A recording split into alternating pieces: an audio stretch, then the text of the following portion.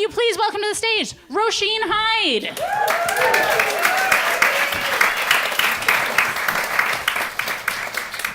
Hi, good evening.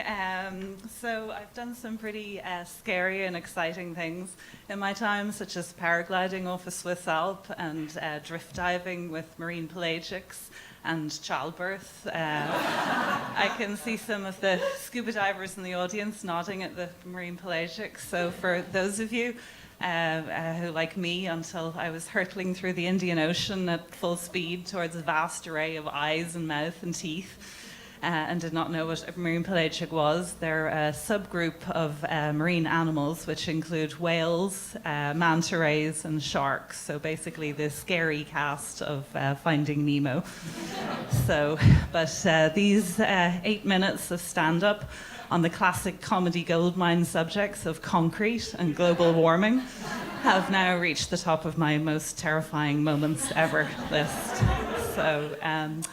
Okay, so tonight I'm going to talk to you about architects and their toxic love affair with concrete and why it is we need to do something about this. So I'm going to start off by sharing with you the 3 commandments of modern architecture. So the first one is less is more. That explains our propensity to monochromatic clothing, or entirely black if possible. The next commandment is form follows function, and the third commandment is that ornament is a crime. So for these 3 reasons, we love our concrete. And our cousins, the structural and civil engineers, kind of love it too, but for much more practical reasons. So as a consequence of this, concrete is the second most commonly used material in the world after water. And it's also the second biggest producer of carbon dioxide in the world after fossil fuels. So this is obviously a problem. I think had I been talking to you all about this a couple of years ago, when this little island still had the traditional 2 seasons of warm rain and cold rain, it might have been tricky to kind of get you interested in this. But since we've developed our 4 whole brand new seasons of hurricane, drought, flood, and blizzards, I think you can all kind of understand why this is an issue we need to kind of think about. This is the scary data warning section of the presentation, the inevitable statistics. So basically 20,000 years ago we had our last ice age, and in the 20,000 years since, the planet has warmed by between 4 and 5 degrees. The first 10,000 years, the planet increased in about 2 degrees in temperature.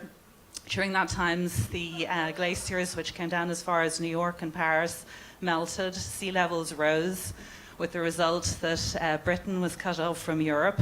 52% of early Britons were very happy about that because they were afraid that the Gauls kept stealing all their sheep and jobs. So in the next 10,000 years, we had another 2-degree increase in temperature.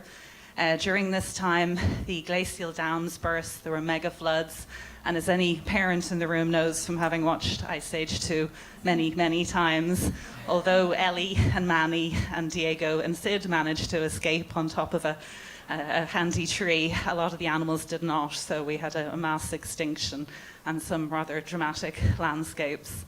So the bad news is that in the last 200 years since the Industrial Revolution, we've had a whole degree temperature rise purely as a consequence of the actions of human beings. And the worst news is that in the next century, before the end of this century, we have possibly another 2-degree rise to look forward to, and all that that's going to bring with it. So,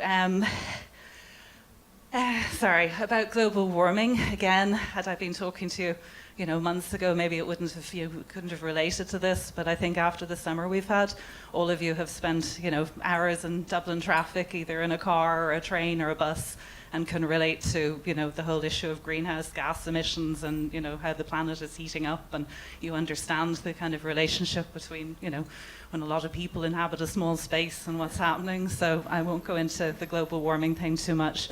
So what I do want to talk to you about tonight, though, is the evil twin of global warming, which is acidification of the oceans. So I have a little experiment set up here, which may or may not work. So I'm going to need a volunteer, somebody to represent 7.6 billion people's carbon emissions. Okay, thank you very much. Round of applause. Okay, I'm just going to put this here for a sec while I get my props. Okay, so what we have here is the Pacific, or the Indian Ocean and the Atlantic Ocean. So my volunteer here is going to do what we human beings do best. And she's going to fill that Indian Ocean full of carbon dioxide. So I'm just going to explain the science behind this. So basically what's happening here is we have two containers of water, both of which are pH neutral, as the oceans are, which is how they manage to support the biodiversity that we have currently. How's it going there? Yeah, I should let you know. It's an organic pH solution for anyone who wants to try this at home. So it's basically made with red cabbage, so it doesn't smell too great, but it's very, very safe. Okay, so basically what's happening at the moment is that our planet is taking 30 to 40% of the additional CO2 that's in the environment that it can't absorb or deal with, and it's going into the oceans, and the oceans are acidifying. The carbon dioxide is turning into carbonic acid, and with the result that we have an increase in the pH of the oceans. The consequence of this is that shellfish, such as coral and mollusks and things, are dying out, and this is having a knock-on effect on our whole ecosystem. There's a little bit of a problem with this. There was so much carbon dioxide in the room when we came in that these started to go off immediately. We walked into the room, so I'm not sure if we can. I'll just hold them up so you can have a look, see if it's working. Yes, it is. I can see. It's definitely going pink.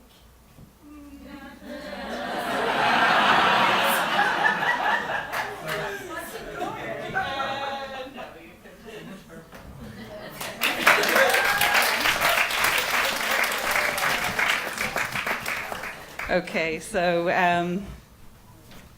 all right. So if you could put up the PhD slide, Anya. Thank you, Shirley. There was, here we go, excellent, great. My one slide. I started off with about 50 slides for this, and Anya's been cutting me down from 50 to 20 to 15, and she's managed to wean me down to one. As an architect, that's pretty traumatic. We really depend on our pictures, so this is my one picture. So basically, I've been looking at the issue of carbon dioxide from concrete, and I've taken two approaches to dealing with this. The first is to make the material stronger, so we need less of it, and the second is to make it more sustainable so that it produces less carbon dioxide. So the first diagram, you see traditional concrete, so it's water, cement, and aggregate. The cement produces nearly 1 ton of carbon dioxide for every ton of cement, which is where the issue is. The second diagram, it's an alkali activated material, and I've replaced the cement with an industrial byproduct, which is activated by an alkali solution, and the aggregate has been replaced by a waste material that would normally be used for infill. The result is a type of concrete or an inorganic polymer, which is 4 times stronger than traditional concrete. It's more durable, and it's also much more fire resistant.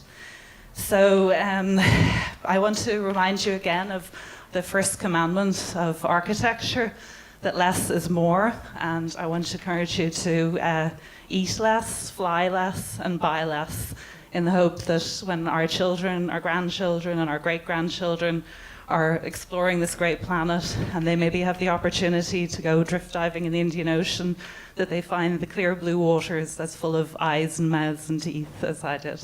Okay, thank you.